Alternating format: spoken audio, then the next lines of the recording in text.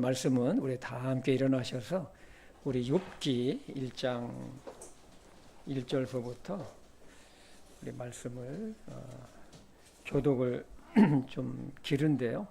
한번 다 함께 읽어보도록 하겠습니다.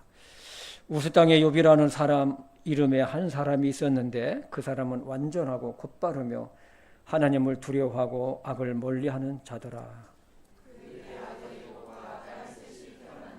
또한 그의 제사는 양이 7,000마리요 낙타가 3,000마리요 소가 500결이요 암나귀가 500마리이며 집안 사람들도 심히 많았으므로 이 사람은 동쪽의 모든 사람 중에 가장 큰 자더라.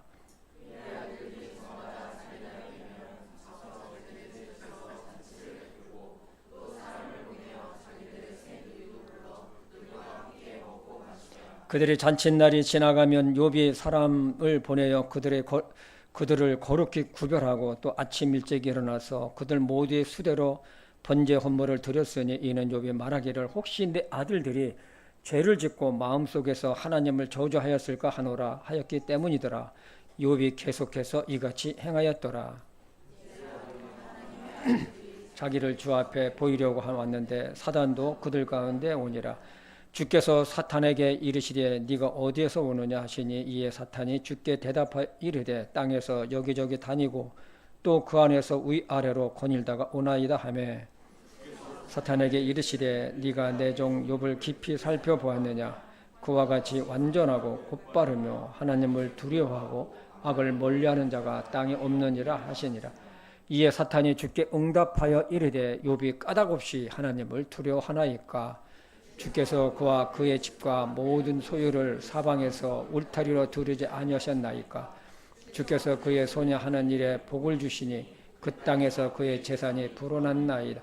그러나 이제 주의 손을 내미사 그의 모든 소유에 대소서 그리하시면 그가 주의 얼굴 앞에서 주를 저주하리이다 하며 주께서 사탄에게 이르시되 보라 그의 모든 소유가 네 권능 안에 있거니와 다만 그에게는 네 손을 내밀지 마라 하시니 이에 사탄이 주 앞에서 물러가더라. 하루는 그의 아들 딸들이 자기들의 맏형 집에서 먹고 포도즙을 마실 때에 한 사자가 욥에게 와서 이르되 소들은 밭을 갈고 풀을 먹는데 스밧 사람들이 그것을 덮쳐서 빼앗아가고 참으로 그들이 칼날로 종들을 죽였나이다. 나만 홀로 피하여 주인께 고하나이다 하더라. 그가 아직 말할 때에 또 다른 사람이 와서 이르되 하나님의 불이 하늘에서 내려와 양들과 종들을 태워 없애버렸나이다. 나만 홀로 피하여 주인께 구하나이다 하더라. 그가 아직 말할 때에 또 다른 사람이 와서 갈대 사람들이 새 무리를 지어 낙타들을 덮치고 끌어갔고 참으로 칼날로 종들을 죽였나이다. 나만 홀로 피하여 주인께 구하나이다 하더라. 그가 아직 말할 때에 또 다른 사람이 와서 이르되 주의 자기들의 맏형집에서 먹고 포도즙을 마시는데 보소서 광야로부터 큰 바람이 와서 그 집에 네 모퉁이를 치매 그 집이 그 젊은이들 위에 무너짐으로 그들이 죽었나이다. 나만 홀로 피하여 주인께 구하나이다 하더라. 이에 욥이 일어나 자기의 겉옷을 찢으며 머리를 밀고 땅에 엎드려 경배하며 이르되 내가 내 어머니 되어서 벌거벗고 나왔은즉 또한 벌거벗은 채 그리로 돌아가리다. 주신 분도 주시오 가져가신 분도 주시니 주의 이름이 찬송을 받을지어다 하고 이 모든 일에서 욥이 자기 어리석게 하나님을 비난하지도 아니하더라. 아멘. 하나님 아버지, 오늘도 저희들이 우리를 구원하신 하나님을 또 예배하며 하나님의 말씀을 들으며 기도하며 찬양하며 하나님께 영광 돌리기를 원합니다. 아버지 하나님, 이 시간을 축복해 주시고 오늘 욥기 1장을 통해서 하나님께서 우리들에게 이제 주시고자 하는 귀한 음성을 우리 마음속으로 들을 수 있도록 도와주시옵소서. 성령 하나님께 이 모든 것을 의탁합니다. 예수님의 이름으로 기도했습니다. 아멘. 자리에 앉아주십시오.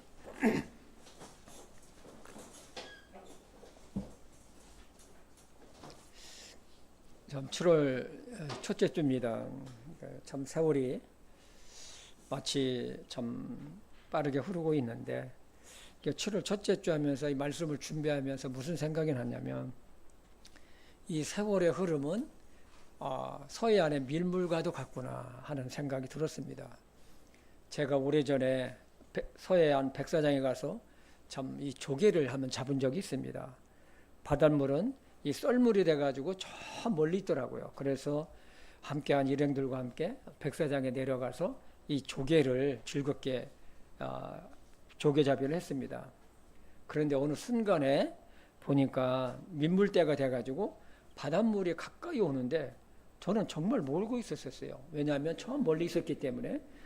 그래서 있던 바닷물이 조용히 아무도 모르게 가까이 밀려왔던 것이죠. 그래서 그 바닷물이 발목적쯤 닿자마자 보니까 물의 속도가 굉장히 빨라지는 거예요. 그래서 급히 밖으로 나왔지만 세월이 꼭 그런 것 같아요. 젊었을 때는 시간이 참 천천히 가요. 그러나 어느 순간에 자신도 모르는 사이에 세월을 뒤돌아보면 훌쩍 나이가 들어있는 모습을 보게 되죠. 우리는 하나님께서 주신 한정된 시간 안에서 살아가고 있습니다. 이런 맞습니까? 어느 분에게는 짧은 시간을, 어느 분에게는 좀 긴 시간을 주어졌지만 그러나 지나고 나면 다 똑같아요. 다 똑같아요. 일찍 세상을 떠난 사람이나 늦게 떠난 사람이나 끝나면은 똑같아요. 중요한 것은 우리에게 주어진 이 시간들을 누구를 위해 어떻게 사용하는 것이냐, 이것이 매우 중요합니다. 이건 물질도 마찬가지입니다. 자신만을 위해 산 사람은 마치 바벨탑을 평생 쌓다가 후련히 떠나는 인생이 될 것입니다. 하나님은 각 개인마다 계산하신다고 하셨어요. 인생의 결산이죠. 우리는 하나님 앞에서 플러스 인생을 살아야지 마이너스 인생을 살아서는 안 될 것입니다. 플러스 인생은 무엇일까요? 우리가 살아있는 동안 가치 있는 삶을 사는 것을 말합니다. 긍정적이고 감사하며 배려하고 또 주변에 선한 영향력을 끼치는 사람입니다. 작은 일에도 감사하는 삶을 사는 것이죠. 그러나 마이너스 인생을 사는 사람은 어떻습니까? 매사에 굉장히 이기적이에요. 자신만 위해 살아갑니다. 감사가 없어요. 자기 생각이나 계획대로 안 되면 심기가 매우 불편합니다. 힘든 인생을 사는 사람이죠. 하나님의 자녀는 우리는 플러스 인생을 살았으면 좋겠습니다. 아멘입니까? 우리는 이 시간에 우리 자신을 돌아봤으면 좋겠어요. 나는 정말 플러스 인생을 살아가고 있는가입니다. 오늘은 이 고통에 대해서, 고난에 대해서 함께 하나님의 말씀을 나눠보고자 합니다. 모든 사람에게는 알게 모르게 크고 작은 아픔을 안고 살아갑니다. 육체적인 고통일 수도 있고 마음의 고통일 수도 있어요. 모든 사람은 고통 없는 상태에서 살고 싶어 하죠. 저도 마찬가지입니다. 그러나 사람이 육체를 지니고 이 세상에 머무르는 동안 고통 없이 살 수는 없어요. 그것이 크냐 작으냐 문제지 고통은 늘 우리에게 있게 됩니다. 그래서 이번 말하기를 불티가 위로 올라가듯이 사람은 고난을 위해서 태어났다라고 말했습니다. 그렇습니다. 죄 가운데 태어나서 죄가 있는 세상에서 죄의 영향력 아래 사는 동안 이것은 어쩔 수가 없어요. 피할 수가 없습니다. 하나님은 최초 인간 아담이 범죄했을 때 명령하신 것이 있어요. 우리 창세기 3장 17절에서 19절을 같이 한번 읽어보도록 하겠습니다. 시작. 아담에게 이르시되 네가 내 아내의 음성을 귀를 기울이고 내가 네게 명령하여 이르기를 너는 그곳에서 나는 것을 먹지 말라 하고 말한 그 나무에서 나는 것을 먹었으므로 땅은 너로 인해 저주를 받았고 너로 평생토록 고통 속에서 땅의 소산을 먹으리라. 땅이 네게 또한 가시나무와 엉겅퀴를 낼 것이며 네가 들의 채소를 먹으리라. 네가 땅에서 돌아갈 때까지 내 얼굴에 땀을 흘려야 빵을 먹으리니 이는 네가 땅에서 취해졌기 때문이라. 너는 흙이니 흙으로 돌아갈 것이니라 하시니라. 그래서 사람은 일평생 수고하며 사는 것입니다. 비록 구원받은 우리라 할지라도 우리도 피할 수가 없습니다. 그런데요, 참 감사한 것이 있어요. 이러한 가운데서도 예수 그리스도를 통해서 구원받은 그리스도인들은 세상의 죄의 영향력 아래서 살아가고 있지만 하나님은 당신의 자들을 지키시고 함께 하시고 보호하시는 은혜 아래 있다는 것이에요. 정말로 큰 복이에요. 문제는 나를 고통스럽게 하고 힘들게 하는 그것에 내가 잡혀 있느냐 아니냐에 달려 있습니다. 잡혀 있는 자는 평생 그 고통과 함께 살아가야 합니다. 그건 어쩔 수가 없어요. 그러나 잡혀 있지 않는 사람은 그것을 이겨내는 거예요. 성경에서도 보면 고난 속에서도 고통 속에서도 하나님께 부르짖는 믿음의 사람들의 기도가 기록되어 있어요. 여러 사람들이 있어요. 대표적인 사람이 누굴까요? 우리는 오늘 우리가 읽은 욥을 들 수가 있어요. 그는 하나님을 경외하는 경건한 사람이었었어요. 우리 욥기 1장 1절을 보겠습니다. 우스 땅에 욥이라는 이름을 가진 한 사람이 있었는데 그 사람은 완전하고 올바르며 하나님을 두려워하고 악을 멀리하는 자다. 우스 땅이 어디냐는 것에 대해서는 확실하지 않지만은 일반적으로 요르단 동쪽 지역에 있는 곳을 말합니다.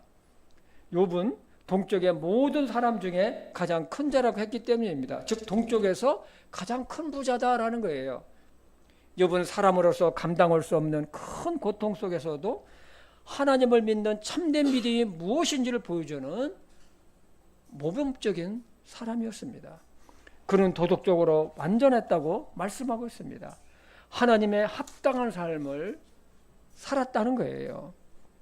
욥은 올바르다고 했는데 히브리어를 찾아보니까 올바르다는 것은 야좌르라고 하는 단어를 사용했는데 이 단어는 뭐냐면 휘어지지 않다, 일직선을 이루고 있다라는 의미를 지니고 있습니다. 이것을 보면 욥은 의로움 가운데 상당히 강직했던 사람인 것을 우리는 알 수가 있습니다. 재난을 당한 후에도 그를 공격하는 친구들과의 논쟁에서도 그것을 우리는 알 수가 있어요. 욥은 하나님을 두려워하며 악을 멀리했다고 했습니다. 하나님은 이런 욥에 대해 칭찬하는 평가를 8절 말씀에 하시는데 하나님은 욥을 참소하는 마귀사단에게 욥은 완전하고 곧바르며 하나님을 두려워하고 악을 멀리하는 자는 땅에 없다고 했습니다. 그리고 욥이 얼마나 정결한 사람을 살았는지 우리는 5절 말씀에서도 알 수가 있어요. 그는 자녀들이 자기 생일이 되면 돌아가면서 이 잔치를 했어요. 잔치를 끝난 후에는 다음날 욥은 자녀들이 혹시라도 죄가 있을까 해서 하나님 앞에서 정결 의식을 하는 믿음의 사람이었어요. 우리 욥기 1장 5절을 한번 같이 읽도록 하겠습니다. 그들이 잔칫날이 지나가면 욥이 사람을 보내어 그들을 거룩히 구별하고 아침 일찍 일어나 그들 모두의 수대로 번제 헌물을 드렸으니 이는 욥이 말하기를 혹시 내 아들들이 죄를 짓고 마음속에서 하나님을 저주하였기 때문이더라. 욥이 계속해서 이같이 행하였더라. 욥은 이처럼 하나님 앞에서 부끄러움이 없는 경건한 삶을 살았습니다. 욥의 많은 재물과 10명의 자녀들, 그러나 욥의 경건한 삶을 시기한 마귀사단은 하나님의 허락하심을 받고 하나님 앞에 나아갑니다. 그리고 욥에 대해서 이런 말을 해요. 우리 1장 9절과 11절까지 한번 읽어보겠습니다. 같이 읽을까요? 시작. 이에 사탄이 주께 응답하여 이르되 욥이 까닭없이 하나님을 두려워하리이까 주께서 그와 그의 집과 그의 소유한 모든 것 주변의 사방으로 울타리를 두르지 아니하셨나이까 주께서 그의 손이 하는 일에 복을 주셨으므로 그 땅에서 그의 재산이 불어났나이다. 그러나 이제 주의 손을 내미사 그가 소유한 모든 것에 대소서 그러면 그가 주의 얼굴 앞에서 주를 저주하리라 하며 사단은 하나님께서 복을 주셨기 때문에 그를 보호하시고 울타리가 되어 주셨기 때문에 이렇게 이 욥이 하나님을 경외하고 그런 믿음의 삶을 사는 것이지 자발적으로 이렇게 하는 것이 아니라는 것입니다. 만약에 욥을 치면은 그가 분명히 하나님을 저주하고 하나님을 떠나갈 것입니다. 그러니 욥을 내 손에 좀 맡겨주십시오. 내가 그것을 증명하겠습니다.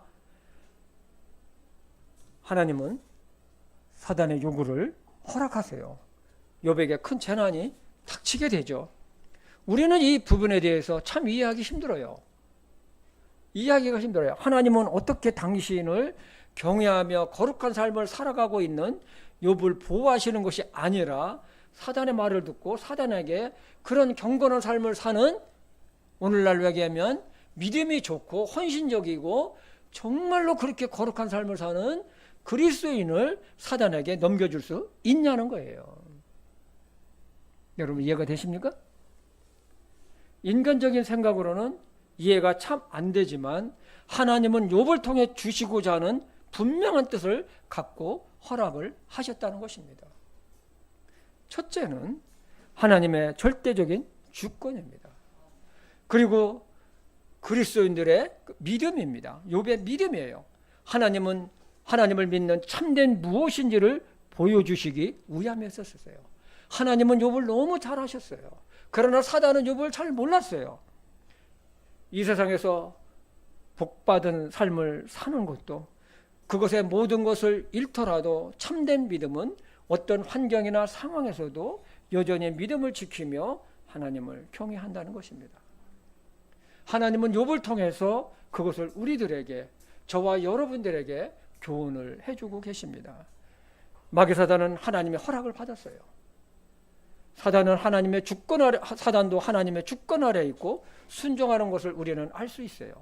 하나님은 단 욥의 생명은 너 건들지 마라고 하나님은 말씀을 하셨습니다. 우리 1장 12절을 보겠습니다. 주께서 사단에게 이르시되 보라 그가 소유한 모든 것이 네 권세 안에 있으나 다만 그에게는 네 손을 내밀지 말라 하시니 이에 사탄이 주의 얼굴 앞에서 물러가더라. 사단은 욥이 가지고 있는 엄청난 재물과 10명의 자녀를 치면 분명히 하나님을 원망하고 하나님을 떠나갈 것이라고 확신을 했습니다. 여러분, 마귀사단은 정말로 악한 영물이에요. 인정사정도 없어요. 눈물도 없고 양심도 없어요. 악의 근원입니다. 사단은 욥을 아무것도 없는 제로로 만들어버려요. 사람이 상상할 수 없는 재난이요 재앙입니다. 인류 역사상 한 개인에게 이런 재앙은 없었습니다. 그러나 사단의 생각대로 욥은 하나님을 떠나지 않았어요.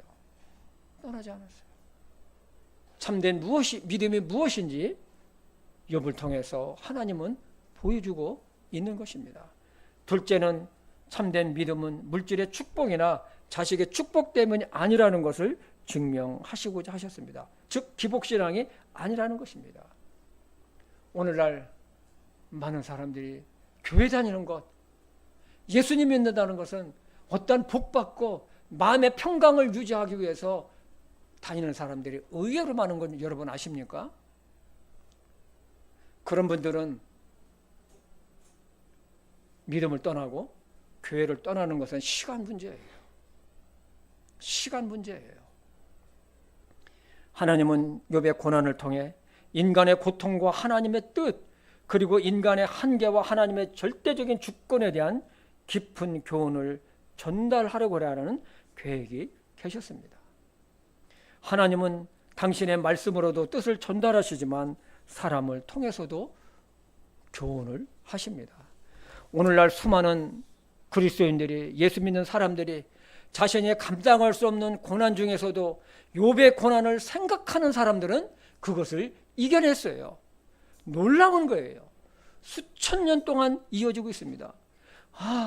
욥의 고난에 비하면 나는 아무것도 아니구나 하면서 욥의 고난을 통해 주시는 하나님의 위로를 받습니다.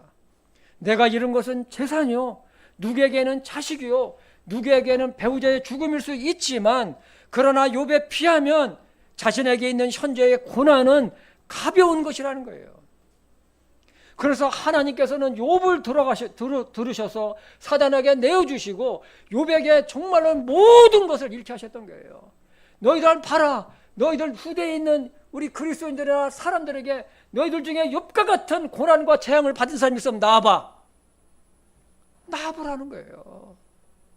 그래서 오늘날도 수많은 사람들이 욥의 고난을 통해서 자기의 어려움이나 고난들을 이겨내는 사람들은 얼마나 많이 있는지 모릅니다. 셋째는 하나님은 욥이 겪는 고난을 통해 하나님께 대한 참된 믿음은 어떤 상황에서도 변치 않는다는 것을 보여주고 계세요. 욥은 수많은 재물을 하루아침에 다 잃었어요. 양 7,000마리, 낙타 3,000마리, 소 500마리, 암나귀 500마리, 여기에 딸린 많은 총들.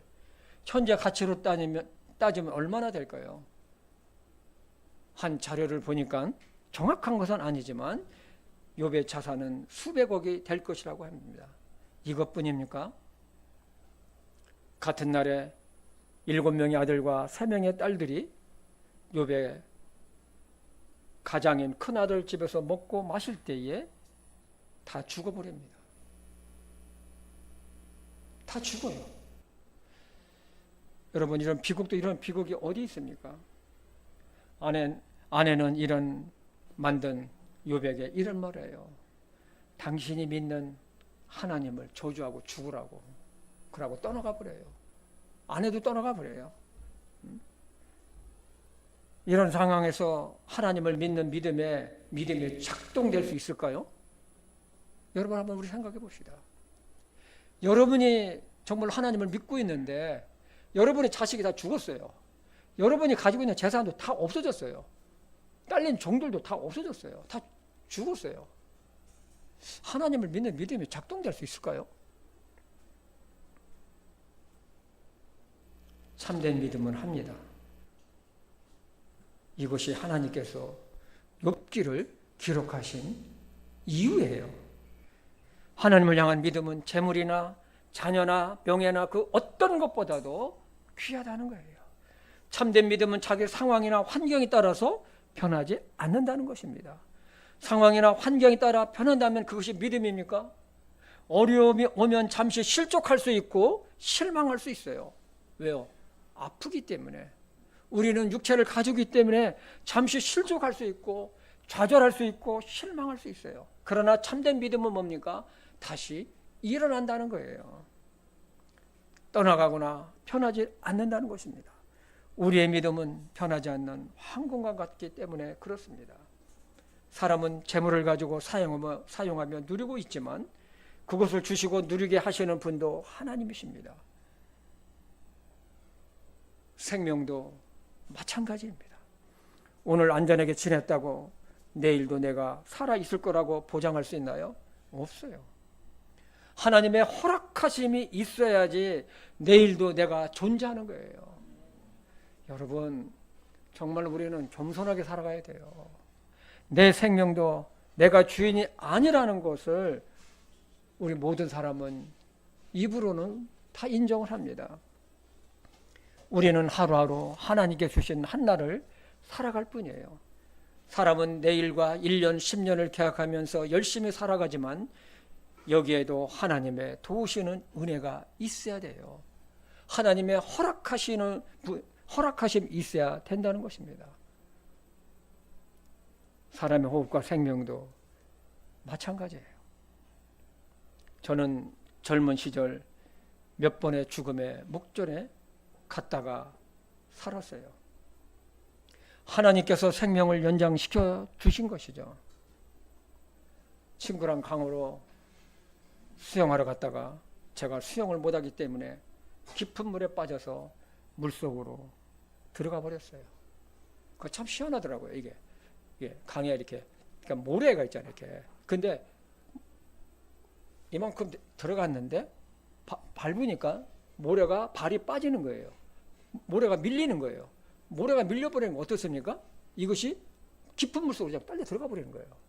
그러면서 거기서 자맥질을 하는 것이죠.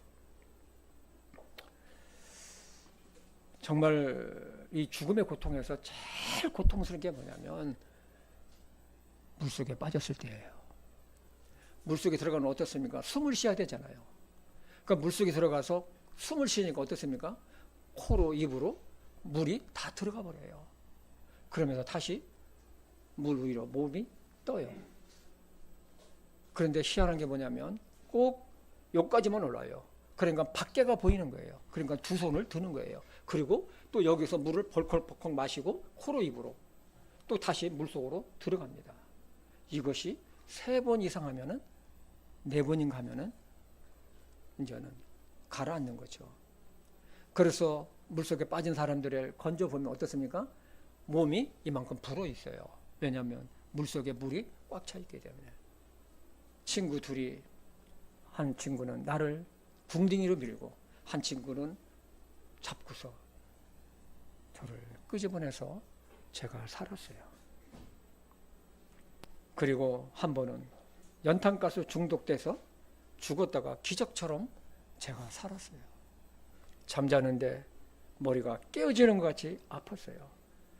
정신은 깨어났지만 연탄가스로 인해서 이 머리가 천근이 돼가지고 몸을 움직일 수가 없어요. 움직일 수가 없어요. 머리는 깨지는데 이 머리가 너무 무거워가지고. 그러나 기적처럼 살았어요. 저는 엑스레이를 찍으면 한쪽 폐에 이 하얀 구멍이 뻥 뚫려 있습니다. 왜냐하면 거기는 엑스레이를 찍어도 빛이 통과를 하질 않아요. 폐결핵 중증 환자 되고 몸무게는 40kg까지 빠지고, 제 아내가 그때 수고를 많이 했어요. 기적처럼 제가 살았어요. 몇 번 했죠? 3번 했죠. 군생활 중에는 깁차를 타고 가다가 운전병이 졸았어요. 하다 보니까 강원도 화천 산골짜기에서 낭떠러지로 하니까 하늘이더라고요. 그러면서 굴렀어요. 낭떠러지 밑으로. 춘천 야전병원으로 후송이 돼서 기적처럼 살았어요. 젊은 시절 운동하다가 싸움을 붙어가지고 상대방과 저에게 목을 조르기 시작했어요. 아무리 발버둥 쳐도 풀어주지를 않았어요. 의식을 잃어버렸어요. 정말로 이걸 졸렸을 때는 얼굴이 처음에는 빨개집니다. 그 다음에는 얼굴이 식은땀이 나면서 하얀해지는 것까지는 알겠는데 그 다음에는 모르겠어요. 축 처져버린 거죠. 그러면서 내 몸이 마치 유체 이탈하듯이 공중에서 이게 내 영혼이 떠나가는 것처럼 가벼움을 느꼈어요. 한참이다 보니까 인공호흡을 시키고 있더라고요. 그래서 또 살아났어요. 그래서 이 모든 것들은 제가 전혀 원하지 않았어요. 이런 것들을 겪으면서 깨달은 것이 있습니다. 생명은 내 것이 아니구나. 언제든지 나는 죽을 수 있구나. 그래서 다윗도 보면 죽음과 나와는 한 걸음 사이라고 했지 않습니까? 욥은 한날에 자기 10명의 자식들을 다 잃었어요. 사랑하는 아들과 딸 한시에 다 없어졌어요. 한두 명도 아닌데 10명의 자녀들입니다. 얼마나 욥이 받은 충격이 컸을까요? 어떻게 이렇게 당할 수 있을까요? 상상할 수 없는 일입니다. 이것은 사람이 감당할 수 없는 한계치를 훨씬 뛰어넘었어요. 그때 상황을 한번 볼까요? 우리 읽었지만 한번 욥기 1장 14절에서 19절입니다. 한 사자가 욥에게 와서 이르되 소들을 밭을 갈고 나귀들은 그것들 곁에서 풀을 먹고 있는데 스밧 사람이 그것들을 덮쳐서 빼앗아가고 참으로 그들의 칼날이 종도를 죽였나이다. 나만 홀로 피하여 주인께 구하나이다 하더라. 그가 아직 말할 때 또 다른 사람이 와서 이르되 하나님의 불이 하늘에서 내려와 양들과 종들을 태워 없애 버렸나이다. 나만 홀로 피하여 주인께 구하나이다 하더라. 그가 아직 말할 때에 또 다른 사람이 와서 이르되 갈대 사람들이 새 무리를 지어 낙타를 덮친 뒤 그것들을 끌어가서 참으로 칼날로 종도를 죽였나이다. 나만 홀로 피하여 주인께 구하나이다 하더라. 그가 아직 말할 때 또 다른 사람이 와서 이르되 주인의 아들 딸들이 자기들 맏형집에서 먹고 포도즙을 마시고 있는데 보소서 광야로부터 큰 바람이 와서 그 집에 내 모퉁이를 치매 그 집이 그 젊은이들 위에 무너짐으로 그들이 죽었나이다. 나만 홀로 피하여 주인께 구하나이다 하더라. 여러분, 이 소식을 들은 욥은 어떻게 반응했을까요? 욥은 큰 충격을 받았습니다. 하늘이 무너져 내린 것처럼 혼절했나요? 아닙니다. 슬퍼할 겨를도 없이 연속적으로 들려오는 재난의 소식을 듣고 난 후에 욥이 보인 행동이 있습니다. 그것이 20절과 22절입니다. 이것은 같이 읽어볼까요? 시작. 이에 욥이 일어나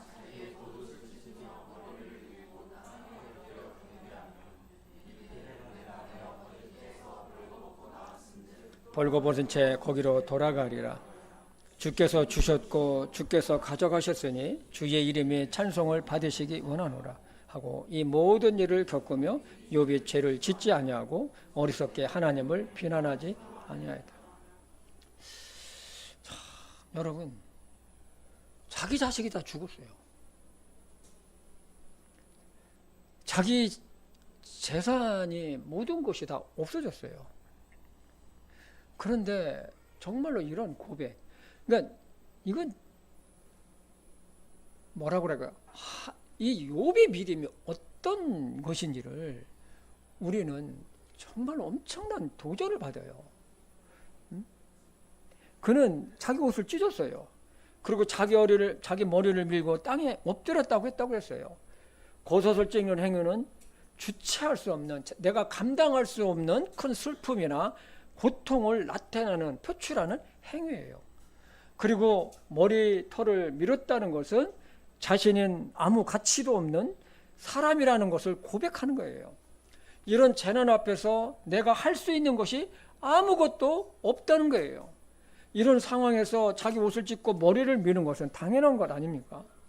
욥은 여기에서 멈추지 않고 땅에 엎드려서 하나님을 경배했다고 그랬어요.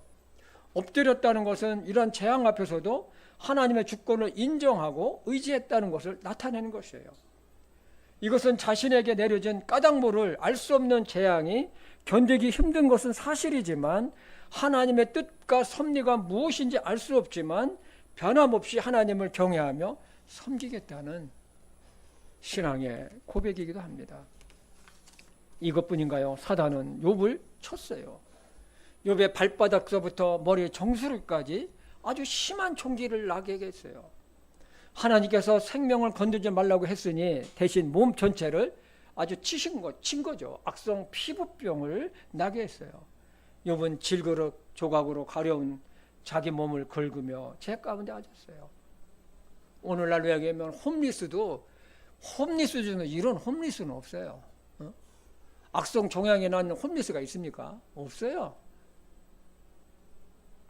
재산도 자식도 모든 것을 잃고 자신의 몸도 발바닥에서 머리 정수리까지 성한 것이 한 군데도 없습니다. 그러나 욥은 그러한 가운데서도 하나님을 찾기를 멈추지 않았다고 했어요. 아멘 좀 해봅시다. 하나님을 찾기를 멈추지 않았다고 했어요. 우리 욥기 23장 3절을 보겠습니다. 어디에서 그분을 만날지 내가 알 수 있다면 얼마나 좋을까. 내가 그분의 자리라로 간다면 좋으리로다. 정말로 이러한 고통에서도 기도가 나올까요? 나와요. 그것을 하나님은 욥을 통해서 우리들에게 보여주고 계세요. 우리는 힘들고 어려운 큰일이 오면 감정에 매여가지고 중심을 잃고 기도를 잃을 경우도 있습니다. 그러나 욥은 기도 응답이 없고 하나님을 찾을 수도 없지만 그러나 하나님께서 이러한 재앙으로 나를 단련시키셔서 정금과 같은 믿음의 사람으로 만들 것이라는 믿음의 고백을 하는 것을 보게 됩니다. 우리 욥기 23장 8절에서 10절을 보겠습니다. 우리 같이 읽어볼까요? 시작. 보라, 내가 앞으로 가도 그분께서 거기에 계시지 아니하고 뒤로 가도 내가 그분을 감지할 수 없으며 그분께서 왼쪽으로 일하시나 내가 그분을 바라볼 수 없고 그분께서 오른쪽에 숨으심으로 내가 그분을 볼 수 없도다. 그러나 내가 가는 길을 그분께서 하시나니 그분께서 나를 단련하신 뒤에는 내가 금같이 나오리라. 욥은 비록 기도 응답이 없습니다.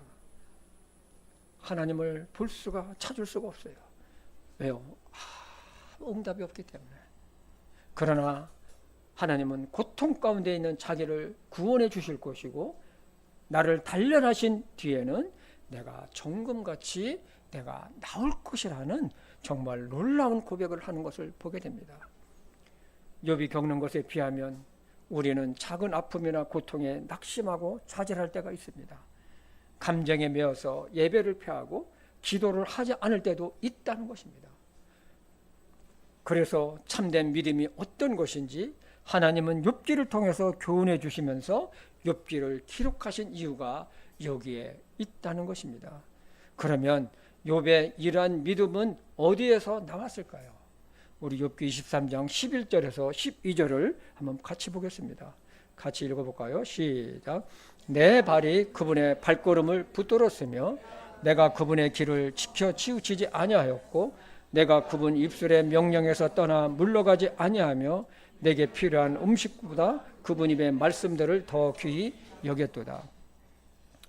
하나님의 길에서 치우치지 아니하였고 하나님의 말씀을 음식보다 더 귀하게 여겼으며 그 하나님의 말씀의 그 명령에서 떠나지 않았기 때문이라고 고백합니다. 여러분, 욥은 하나님의 절대적인 주권을 인정하며 하나님의 선하신 뜻에 순종을 했습니다. 하나님은 욥을 통해서 주시고자 하는 메시지는 아주 분명해요. 우주 만물과 모든 것이 하나님의 절대적인 주권과 하나님의 한계를 철저하게 깨닫게 하십니다. 그리고 우리도 이 땅에 머무르는 동안 언제든지 큰 슬픔이나 고통을 겪을 수가 있다는 것입니다. 자신이나 가족의 건강을 잃는 아픔이나 또 재물의 손해나 사별이나 이런 것들이 슬프게 하고 아프게 합니다. 그러나 그 가운데서도 우리 주님은 함께 하시며 당신의 자녀들을 위로하신다는 것입니다. 참된 믿음은 이런 모든 것들을 이기게 한다는 것입니다. 우리는 이 세상에 있는 무엇에게도 매이지 않는 것이에요. 매이면은 그것은 사단에게 질 수밖에 없어요. 신실한 믿음의 사람일지라도 하나님의 뜻이면 고난도 허락하신다는 것을 우리는 꼭 잊지 말기를 바랍니다. 하나님은 그것을 통해 당신의 뜻을 이루시며 연단시키셔서 정금과 같은 믿음의 사람으로 그리고 큰 은혜를 주시는 것을 성경을 통해서 또한 우리의 삶을 통해서 우리는 발견하게 될 것입니다.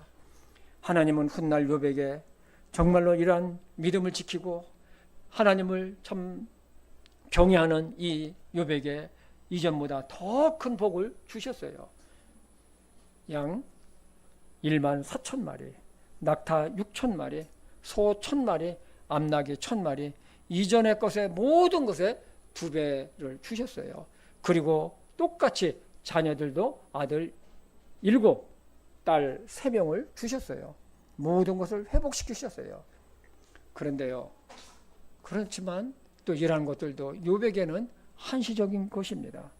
우리는 모두 잠시 후면 이 세상에 있는 모든 것을 두고 주님이 계신 곳으로 우리는 떠나갈 것이에요. 우리는 이 세상에 영원히 살지는 못해요. 잠시 머무를 뿐입니다. 그러나 감사한 것은 주님이 계신 곳으로 우리는 갈 것입니다. 이것이 우리에게 가장 큰 위로요, 소망입니다. 하나님을 향한 참된 믿음은 이 세상에서 여러 일들 인해서 낙심하거나 좌절하지 않고 나와 세상을 이기는 힘이 될 것입니다. 이번 주간에도 우리 주님의 크신 은혜와 축복이 우리 성도님들에게 있기를 주님의 이름으로 축복합니다. 기도하겠습니다. 하나님 아버지,